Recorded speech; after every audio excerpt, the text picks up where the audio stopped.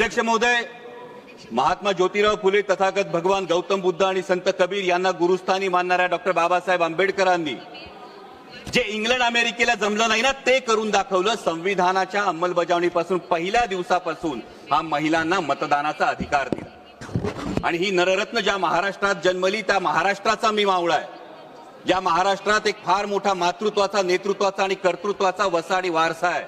जो मातृत्वाचा वसाडी वारसा आहे तो राष्ट्रमाता जिजाऊ माँसाहेबांचा आहे। कर्तृत्वाचा वसाडी वारसा क्रांतिज्योती सावित्रीबाई फुल्यांचा आणि नेतृत्वाचा वसाडी वारसा पुण्यश्लोक अहिल्याबाई होळकरांचा आहे। आणि त्यामुळे या महिला आरक्षण विधेयकाला विरोध असण्याचं काही कारणच उद्भवत नाही।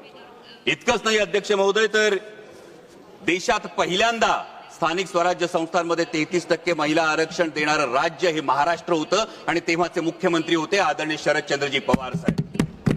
देशाला पहिलं महिला धोरण देणारे, संरक्षण दलात महिलांना नोकरीची संधी देणारे, वडिलोपार्जित संपत्तीमध्ये सुद्धा महिलांना वाटा देणारे आदरणीय शरदचंद्रजी पवार साहेब होते। आणि त्यामुळे या महिला आरक्षण विधेयकाला विरोध करण्याचा मुळीच प्रश्न नाही। आणि जर कोणी म्हणत असेल की कुणाला वाटत असेल की हे करून आपण उपकार करतो, तर त्यांना एवढंच सांगू इच्छितो की उपकार आपण करत नाही आहोत, तर त्या मातेनं आपल्याला जन्म दिला आणि हे जग बघण्याची संधी दिली, हा तिचा आपल्यावर उपकार आहे।